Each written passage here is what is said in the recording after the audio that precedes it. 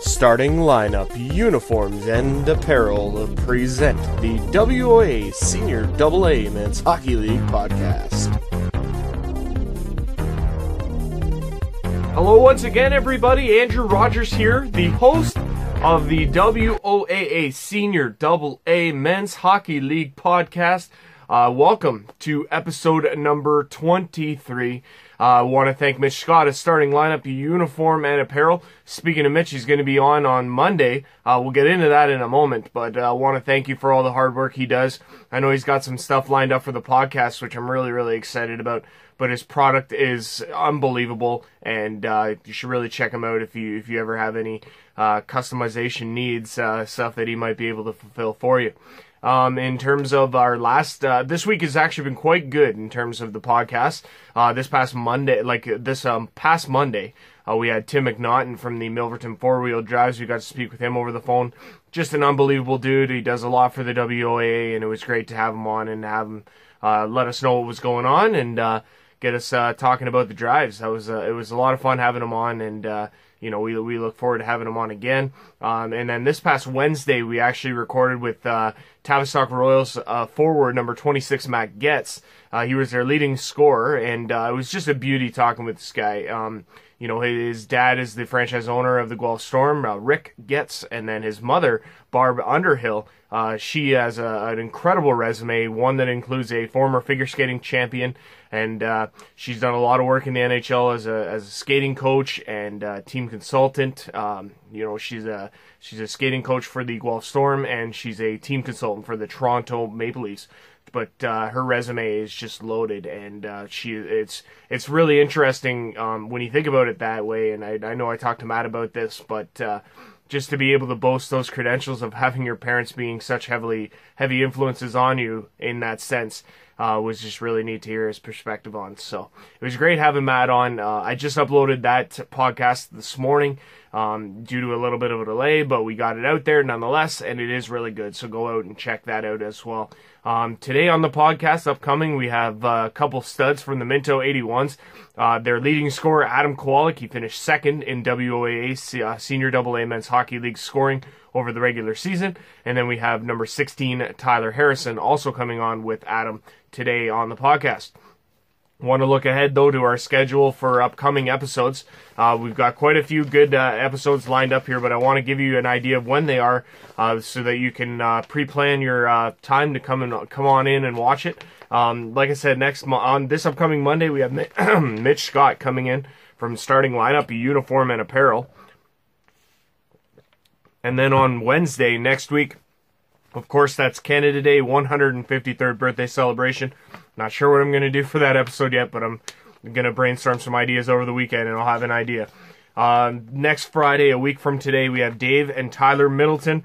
The name Dave Middleton might ring a bell to some of you guys. He's the in-game host for the Own Sound Attack. The voice is one of recognition, and he's him and his son are referees in the WOA Senior AA Men's Hockey League circuit, and many others. And it'll be really interesting having them on and getting to pick their brain.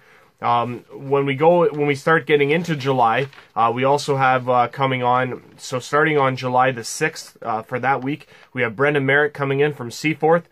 We have Mark Rosick and Chris Dobinson from the Elora Rocks on the 8th. On the 10th, we have Jordan Turcott and Gatlin Bird of the Ripley Wolves. The following week sees Reed Simmons from Shallow Lake Crushers, Curtis Ron from the Milverton Four Wheel Drives, and General Manager Bill Ryan of the Tillsonburg Thunder. And then the following week is all booked up as well, the 20th, 22nd, and 24th. Starting on the 20th is Andrew Boyle from the Durham Thundercats. On the 22nd, we have President Gord Lamont coming in from the Saugeen Shores Winterhawks. And then on the 24th, our last confirmed guest, for now anyways, is from the Shelburne Muskies. We have Brock Hare and Colton McGuire coming on to the podcast. It's going to be a great slew of episodes. I'm really excited about them, and I'm excited about all the guests that come on this podcast and being able to speak with them. So it's going to be a lot of fun. Mark your calendars and make sure to watch. Let's get on to today's guests and introduce them at this time. From the Minto 81s, we have number 28, Adam Kawalec, and number 16, Tyler Harrison. It's at this time that I want to welcome in our guests for this today's episode of the podcast, episode number 23. A couple of beauties from the Minto 81s in my to my left or your right, Adam Kawalec, and down below us, where he's used to being, Tyler Harrison. How's it going, guys? Good. Pretty good, man. Things are going well. Good to hear, guys. First question I like to ask everybody, COVID obviously has an impact on everybody a little bit differently. How are you guys doing with that? How are things different from maybe what they were before? Have you had to make a lot of adjustments? What's been going on, guys? Adam, you want to start, or do you want to throw it to Harry? Sure, I'll start. I've been working. We didn't really stop, so that's sort of nice. I've been golfing lots. That sort of maybe a little delayed to it, but other than that, I've just been working and golfing. And now that patios are open, I've been doing that a little more with friends. But other than that, life's sort of, I don't know, been normal, to be honest with you. Before we throw to Harry, can I confirm or deny that your golf game's a little struggle-ish this year so far there, Adam? Yeah, the putter's let me down these days. Time for a new one, I think. So. Sorry, I heard a rumor. I had to address it. Pretty true. Oh, here we go. All right. Go ahead, Harry. How's things been going, man? Oh, it's good, man. Honestly, I finished school in like middle of April, and I didn't start work right away when COVID first was like pretty serious and stuff. And other than that, I took a couple weeks off from school and then waited to start working. And now I'm back up for that, playing a little golf with Kawalec here, and starting to have a little bit more fun with some friends. Right on. Where do you guys typically play? I'm a member at Galt Country Club. Okay. And then sort of, my buddy want to play somewhere else, I sort of just tag along, but mostly Galt. Yeah. What about you, Tyler? Same place, or? Yeah, no, honestly, I've been out with Kawalec twice at Galt as a guest, and then I played a little bit with a couple buddies out at Deerage, which is pretty fortunate for me. And other than that, a couple Golf North courses, just play like a round on a weekend or whatever. But yeah, that's about it. When I used to work out at Toyota there, I used to go out to a couple of KW courses all the time. Some of them super nice though, man. Holy smokes! They're all Golf North here around here now, but a couple of the private ones are pretty nice. Yeah. No doubt. So guys, let's go back to the season. It was quite a roller coaster season for the Minto 81s from start to finish, no question about it. You guys started out slow and then come on hot really in the second half there. Take us through the season as a whole before we get into the playoffs and the remarkable run that you guys were putting together. We'll get into that in a minute. But just talk about the season and kind of reflect on that a little bit. Tyler, we'll start with you and then we'll go to Adam.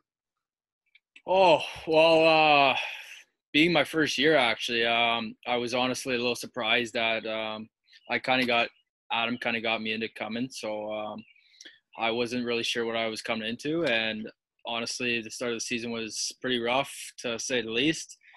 Guys were kind of on edge, to be honest. But after, honestly, I think our start was maybe 2-6, 1-7, something like that, around those lines. And then Zach Graham came a month and a half in, which was a pretty big boost for our top line. And who else? We added a couple D-men and a forward, and things started rolling from there, honestly. I think it was more like the first 8 games, we played like one game a weekend, which was kind of rare for the season, like very little practice. And then we kind of got rolling with like the 2 games and built a little bit of chemistry and stuff like that. So I think with that being said, we just went on a roll and put some games together. Yeah, Adam, you can go off that. Yeah, sort of like Harry said, our first like 8-10 games were just like you play one game in the weekend and then that was it, right? So yeah, and then you can never really get your touches in. So like I was still trying to skate. Like 3 games in the season, I was barely skating, and we're trying to play hockey, so it's sort of tough. It's like Harry said, when Graham came in, it helped a lot of guys. Helped me and Wade for sure. Yeah. But other than that, I think we started rolling, and then guys started showing up. Like we had, like D'Lo was coaching all the time, right? But when he showed up, we had 3 solid lines. Just when guys can show up, we were a lot deeper than obviously in playoffs. when all the guys were there all the time, it obviously helped and it showed. That's the big thing that I've noticed when I've talked to a lot of these guys is that they've always come back to numbers and being and how big of an importance they have on a team's success. I mean, I know at the beginning there, yeah, numbers were a little bit tough, and getting guys to come out even just for practices was tough. Like, yeah. I think that was huge though for you guys once you did get those numbers coming in and the games that were more consistent that you guys started rolling. Yeah, for sure. Obviously, guys work and have families and stuff, right? It's different than junior. Right. But yeah, it's like you said, when everyone started showing up and buying in, it was hockey again. Right. Now, Tyler, I want to ask you about like you played the bulk of this season with Tommy Ugars, right? Correct. I was marveled by his play this year because I thought he was just outstanding. From a player's perspective, being on the same line, what can you say about just how impressive he is on the ice? Well, like, honestly, the number one thing I think is speed for him. Speed kills, obviously, and playing with a guy that's fast, you're always kind of head man the puck. Tommy's obviously like a shoot first kind of guy, pass first second. Make a little joke to him here and there, but it's all good. No, we had some good chemistry and some really good games together, especially first round of playoffs. We were pretty good, and then the last, I'm gonna say, like 7 games of the regular season was kind of where we took off, and Cote on our right side, or D'Lo, whoever it was. It was a good second line to add on to Kawalec's line and put some pressure on the other teams. Yeah, like, I mean, I'm all for that, Tyler, in terms of having multiple lines that can go, because then you don't, like, then your team's not relying on just one line, because if that line's shut down, then it could be tough to win games. Adam, like you spoke about Zach, and like, man, what an impressive skill set he brings to the table. And I did think that having Wade come up to that top line, Zach in the middle and you on the side, like, I thought that you guys were probably the most dynamic line in all of WOA last year. It resulted in you finishing second in WOA scoring. Talk about what it's like to play with him, and talk about, I guess, how inspirational he was in terms of your success.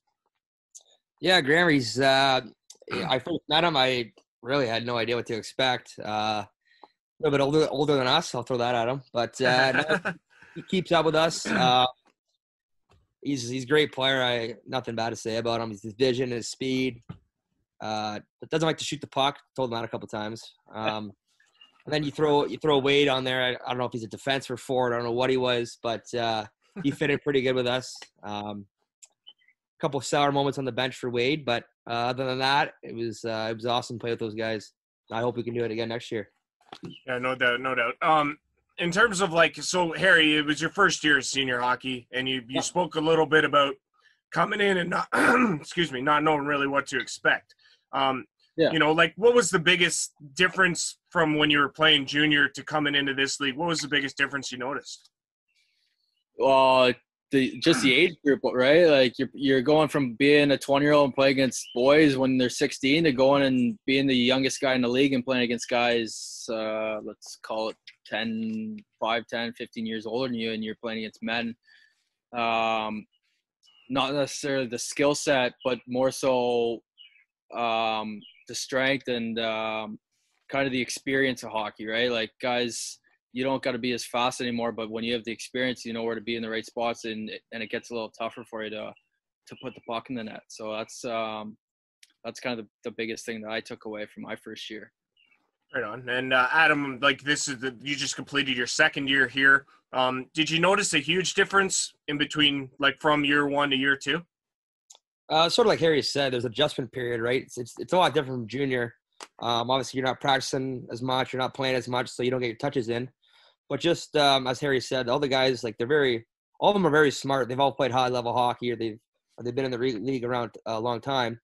So just their position play is so much better. And I don't know, my second year, maybe I found some softer spots on the ice where guys don't like to come out. But other than that, I think, obviously, I don't know. I think Graham helped me a lot. So that's all I got to say.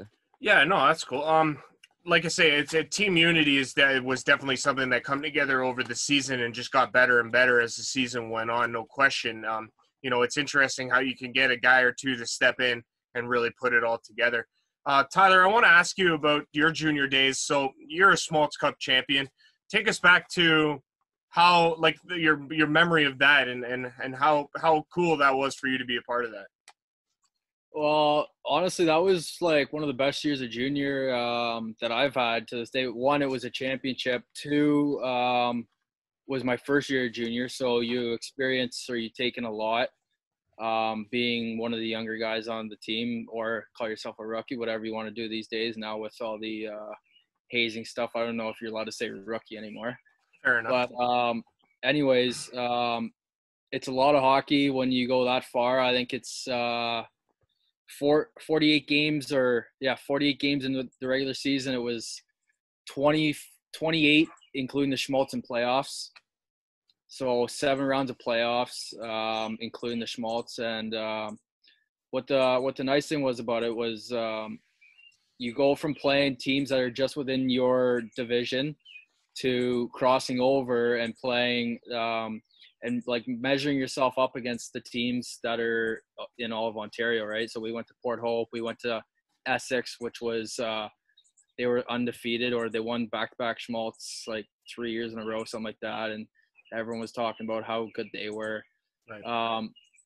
But we had a couple key pieces, honestly. Like I'm not gonna like beat around the bush about it. We had Cash Serafin, we had Mitch Klee, we had Connor McLean on D. We had a goalie that came in like a month left in the season. He hadn't played goalie in like, I'm gonna say 2 years, but he played. Wow. He played before that. He played AAA. He played junior before that. Took 2 years off and we like rode with him all the way. So that was Mitch Figurino, something like that. We rode with him the whole way, and I like, bar none, that was one of the best years I've ever had. And we were so deep, honestly. Like, never mind like the junior B guys that came down and all stuff like that. We had 3 lines that could score, and when you have 3 lines at any league, like any level, you can't match that, right? Like, there's just there's no teams like that, and that's what a championship team is, right? So I think that was our biggest asset. Yeah, no, yeah, absolutely. You could be a lethal weapon as a team when you got that many guys that are capable of putting points whenever they're out on the ice. Adam, you spent a lot of years with the Kitchener Dutchmen. You racked up a ton of points, 271 in 216 games. It's impressive numbers all around. Like a team high, the career high with Kitchener is 97. Can you look back at what are your fondest memories with the Kitchener Dutchmen over your time there? Yeah, I'd love to say we won a championship, but we didn't do that. So, but I'd say I think it was my second year. We won 25 games in a row. Oh wow! So I think we tied the league record. So that was pretty cool. We did it in Stratford, and that was pretty cool. We were really good that year. We had Mark Williams was on that team. I don't know if maybe Gabby was on that team. I'm not sure though. Yeah, I know he played there, but yeah, I played guy. Yeah, but I'd say that one. We won 25 in a row, but never brought home a championship. It sort of sucks, but it's an interesting thing though about that. So I want to ask you, because your brother, he just wrapped up with Kitchener last year. I think he won league MVP last year for the GOGHL, I believe. Yeah. And now he's been named the captain of Air Centennials. I want you just to speak a bit about, like, from a older brother's perspective. I mean, I know you guys probably ribbed each other a ton growing up and everything like that, because you got a few years on him, I believe. But can you look at him and say, man, you're impressive, dude. You're doing a heck of a job down there. Yeah, I'm real proud of him. I'm 4 years older than him, so maybe a couple years to play for the Trains, who knows? But he works really hard at it, a lot harder than I did, that's for sure. Yeah, very proud of him, and hopefully they can play this year. I know he's really looking forward to playing Air. Yeah. So he's heard nothing about good things, and I know Tyler's been talking to him. So, yeah, real proud of him, and hopefully he can continue what he did last year this year. Yeah, no doubt. Right on. That's awesome. So I want to talk. So again, like you guys, Minto, you start out slow, but you come on hot in the second half. You guys go into playoffs, you get seventh place, you draw Shelburne. What was the thought kind of going into that series? Was it one of, oh man, second seed Shelburne, 17-5, they're going to be tough? Or was it, you know what, guys, we've had such a run, we got this? Honestly, we love that matchup. That was a matchup with like 4 or 5 games left. We kind of knew the seedings were tight, and like the 4-5 matchup was Seaforth and Clinton. Yeah, that was not a 4-5 matchup, right? No. To be honest, I don't think we got lucky being 7 seed, but I think 7 seed was perfect for us. We kind of wanted to play Shelburne. I thought that was a good matchup for us, and it kind of showed, right? We kind of took it to them the first, what was it, 3 games? You guys went up 2-0, and then they come back in the third, and they take the third game on you. You guys take game 4 in a tightly battled game that comes down to the wire. Wade scores with 4 seconds left or whatever it was, or however many seconds, less than a minute. You guys score in the empty net. It's a 2-goal win. But then they come back, win game 5. You guys come back, win game 6 in double overtime to take the series. It was an unbelievable series all around. Great series. Adam, can you speak to it though from a player's perspective on how intense it was to be involved in that series? Yeah, it was awesome. Like Harry said, Shelburne's a great team. And obviously, like, I don't think they saw us with our full team in the season, so maybe they weren't expecting how good we were. But like, it could have gone both ways. What do we have, 3 overtimes? Right? Yeah, So, I think there were 3 overtime, or no, two overtimes, and then the one where Wade scores with less than a minute. One lucky bounce away, it could be game 7. Who knows, right? So 100%. Yeah, like I said, I don't know if they saw our full team in the season and wasn't maybe expecting what we had, but yeah, other than that, it was great series, and I'm sure we'll see them back next year. Now, so you guys then you win that series, you go into Ripley. First 2 you drop them, and the second game is a lot closer than the first game. They absolutely blew you guys out of the water in the first game. Second game, you guys lose a tight game, a 1-goal game, comes down to the wire. Considering Sean Lantz scores with the net empty to pull it to within 1. You could cite questionable refereeing all you want till you're blue in the face, but after you guys go down 2. Is there any sort of feeling amongst the group that this series is over and you guys are dead in the water, or is it one of we could turn this thing around? Harry, you want to go? Yeah. Honestly, like the first game, I think it was just kind of a wash. I'm almost positive we didn't have our full team playing first game. A couple guys were coaching or whatever they were, family, work, whatever it was. So I think it was kind of based off that. The second game was like more of a, how would I say it? More of like what our team was like and how we can play with them. A couple lucky bounces, refereeing, whatever you want to call it. No excuses, but game. But how do I turn that off? Right. No, it's all right. But I think the series in general, like, it was pretty tight, and it was very, like, you thought the Shelburne was intense. I thought the intensity in the C4 series was Ripley. Sorry, fuck. Through the Ripley series was through the roof. They were a really good team. They're deep, and they have a couple good D-men back there that know how to play the right way. So I think the scoring chances from series to series was a lot lower and shots wise for us.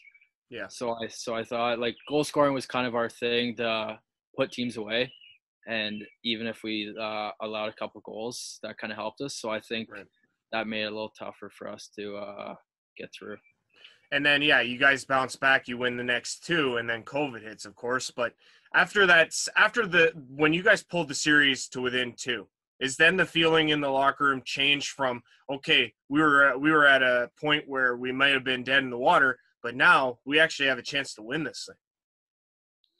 Yeah, for sure. I think we went down 2. Some guys hung their heads, but we fought back 2 games. And like I said, it could have gone both ways. We were pushing, but there's such a good team over there, and they got some vets on that team who know how to play. So I think they've been to the finals, 4 years in a row, something like that. So Something like that. obviously they got experience over there, and we're just sort of a young team coming up. So who knows what would happen.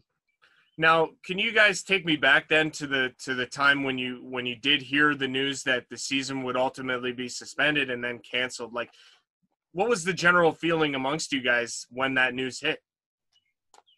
Well, actually, it was funny. I was watching my brother's. He was in the second round. They were versing Cambridge, and then we saw a tweet saying the NBA got canceled. So I was like, okay, like NHL is probably next or whatever. And then it was just sort of the trickle effect, I guess. I think the next day I was working, and then I think Ellie put in the group that it's suspended. Who knows what's going to happen? And then obviously we're golfing now here. So Tyler, what was your thought, man, when you first heard the news? Oh, like I thought we were in a really good position, honestly. Coming back 2-0 against them. I thought we were in a good spot. We were going back to Ripley there.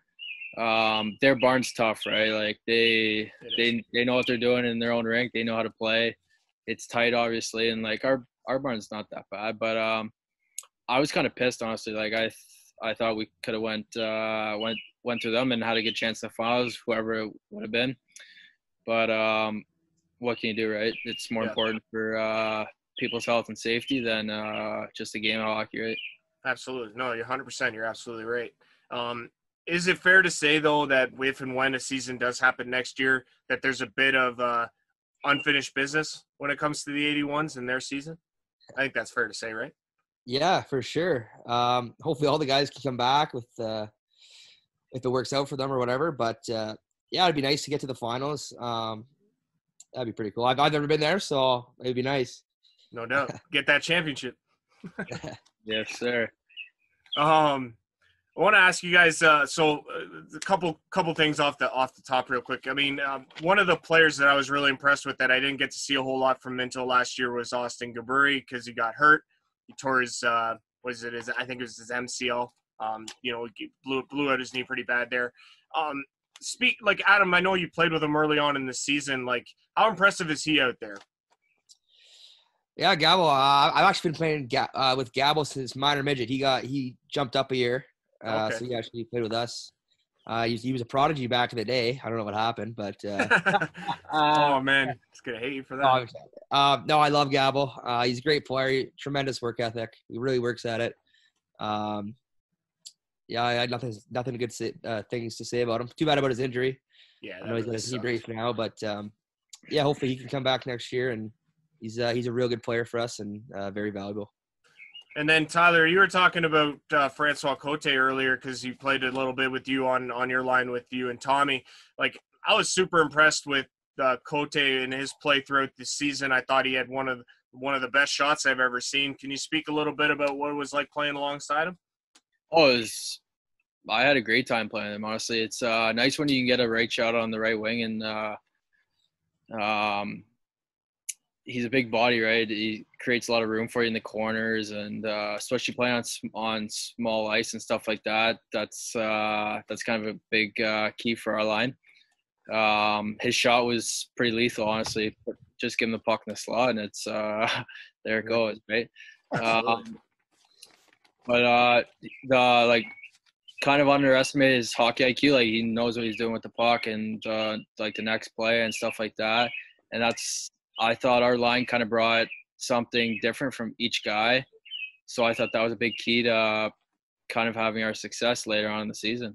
Absolutely. And last thing I want to ask you is about, so this past season, I often raved about the 81's goaltending situation because I thought it was one of the best in the league in comparison to a lot of the other goaltending tandems, having Ben and Mark as a 1A, 1B type. Obviously they got different styles, and obviously it's going to be different playing in front of either one of them, but can you speak to their abilities and how it translated into Minto being successful this past season? Right. Honestly, both goalies, man. Like, I knew Willie a little bit coming into the season. I had no idea about Benny. I knew Benny was coming from Junior C most of his junior career. Nothing against Junior C. I was there at one point, and Willie was at Laurier for a bit. So both goalies, they both have a little bit different style. honestly, there's if it came down to Game 7, throw one hat and put them in. Honestly, right? That's huge.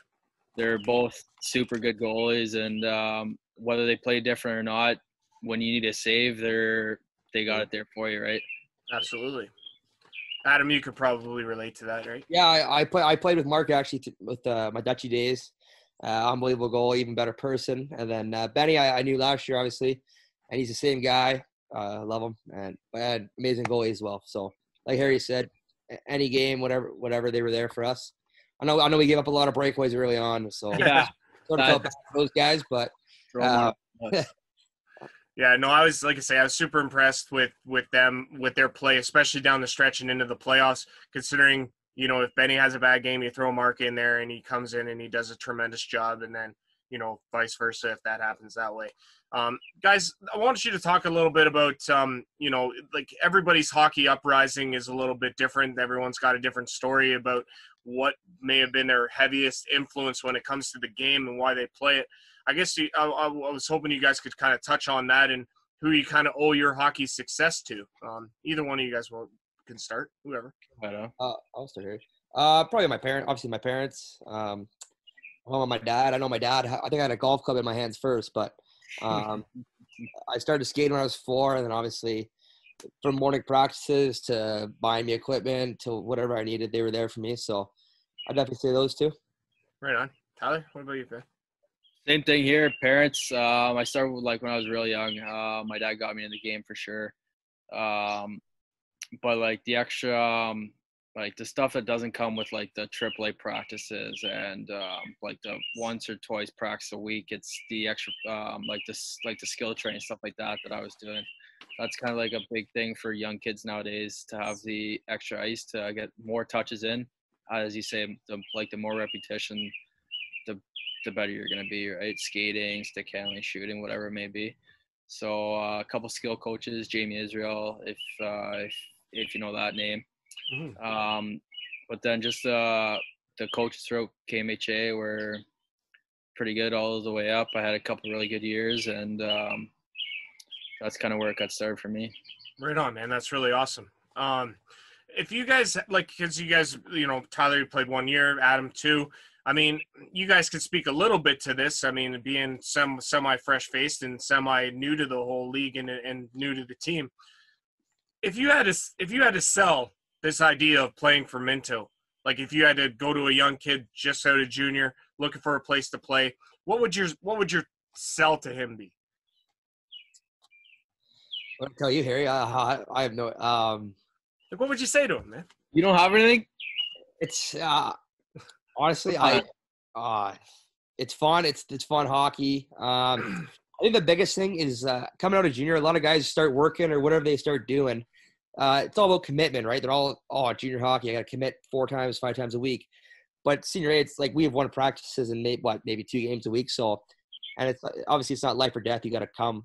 Right. If you need to miss a game, you need to miss a game, whatever. Right. So that's mostly what I tell guys when I'm recruiting, if you want to say. Yeah. Yeah. It's that it's fun hockey. It's competitive hockey. It's good hockey. And if you got to miss a game, you got to miss a game, and it's not the end of the world. So that's pretty much what I say. Yeah. And then Palmerston, the only reason I came to Palmerston was I played with Jake Pleon. I worked with Jake Pleon. Mark Williams, played with him. Kyle Ellis, I played with Ellie. And then obviously I got to know everybody around the team. So I'm glad I came to Palmerston. There you go. See, that was pretty good. Yeah, not the closest to Kitchener, but yeah. Well, no, I mean, it's not ideal in terms of geographical location, but no, right, yeah, it's a great group of guys. So. Which team is right? That's going to be competitive, right? We go play in where is it, Tavistock, or we go play where else is? I think Milverton's pretty close too. Yeah, and I guess we're playing in the toilet bowl, if that's what you want to call it. Harry. Oh, Harry. Yeah, how did it change? No, but I mean, at the end of the day, again, having been there last season all throughout from start to finish, you could just tell there's a lot of passionate people that run this or run the 81s organization, and without them, from top to bottom, from Dan Hill to the guy that runs the concession stand, I mean, they're all dedicated workers, and I think it's so important and critical to a team's success that you have all those guys in front of the scenes and behind the scenes to make this thing work. Oh, for sure. And we're very fortunate to have the Hills and Fiskey and all those guys, all the people. So yeah, we're very thankful for that. Right on. So I guess at this point, like, what are you guys' thoughts in terms of what next season could potentially look like? Are you guys fearful there's not going to be a season at all? Or are you worried that it may be cut short? What's your kind of thought on that? Honestly, like, things are starting to get back to normal. We got like a month and a half, 2 months of summer left. Season doesn't start till October, so you're pushing 3.5 months. By then, I think to see the hockey's going to start ramping back up. Hopefully, that would be ideal. Being it only a 28-game season, possibly pushing it back if they have to November, or like, and then try and put the games in a little tighter, which it's been done before. We played 3-3 before. Like, there's guys still miss games, right? So I think the season can still be done. But if the health and safety is still at risk, then let's worry about that first and hockey second. That's well said. That's well said. Adam, what are you thinking, man? Yeah, I very much what Harry said. I think you got to watch what the NHL does, and then obviously the trickle down effect to whatever happens. But it's like Harry said, it's only 20 games, right? Or 24 22. games. Yeah. So. Yeah, a couple games during the week, maybe, or here and there. Who knows? But I think you probably, hopefully they have a vaccine or something, and we can play hockey again. Yeah, no, I think everybody's just itching for that. At least everybody that I've talked to are just missing out on it. I mean, golf is a great substitute, but it's no hockey, right? I'm a hockey player, but I'm playing golf today. Yeah. Yeah, exactly.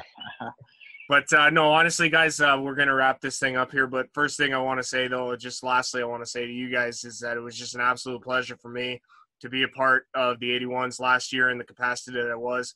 It was unbelievable being able to do those 29 games that I was able to come out to and be able to watch you guys do your thing out there, because it was some of the most impressive hockey I've ever watched. It was some of the most impressive games I've ever been a part of.